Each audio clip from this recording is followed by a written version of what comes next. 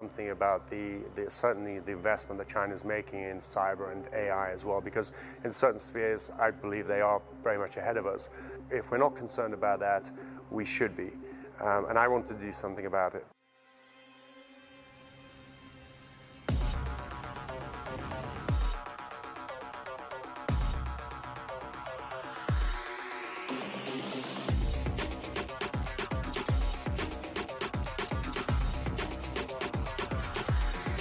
We weren't training effectively. I wanted to solve that, and I figured that augmented reality up in the sky was the way to do it.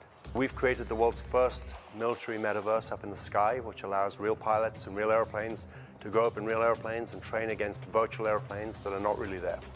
Red 6 is a technology company focused on solving a national security crisis. I was an F-22 pilot for the US Air Force, and when I flew, we didn't have enough training. So I wanted to be able to provide enough training that was relevant by using an alternative approach. The beautiful thing with this visor is we see the real world around us as normal.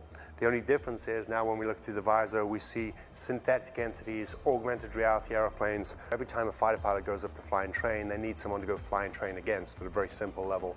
And you can extrapolate that across big formations. Those numbers become pretty demanding and significant. And so we didn't have enough pilots, we didn't have enough airplanes, we didn't have the dollars to solve that problem. The whole reason I started this company is pilots must fly. We can't do this in simulators, we've got to be able to fly. So how do we fly efficiently? But we need to be more sophisticated in thinking about it in terms of the amount of flight hours. My contention is it's actually the number of times that our pilots are exposed to a given problem set, and how many times can you repeat that? One of the beautiful things about this technology is we can go up into the airspace, and let's say we go up into the airspace with a traditional airplane against another airplane. We may get 3 looks at a given problem set before we run out of fuel, have to go to a tanker or come back home. The beautiful thing with this technology is it's reset, reset, reset. So in that given set of maybe, let's say it's one flight hour where traditionally you'd maybe get 3 looks at a problem set, you may get 8, 9, 10 looks at a problem set using this. Over the next 12 to 18 months, you'll see this technology flying around in an Air Force fighter. Currently, we're working with the United States Air Force to integrate into the T-38, which is down at Holloman with the test pilot community down there.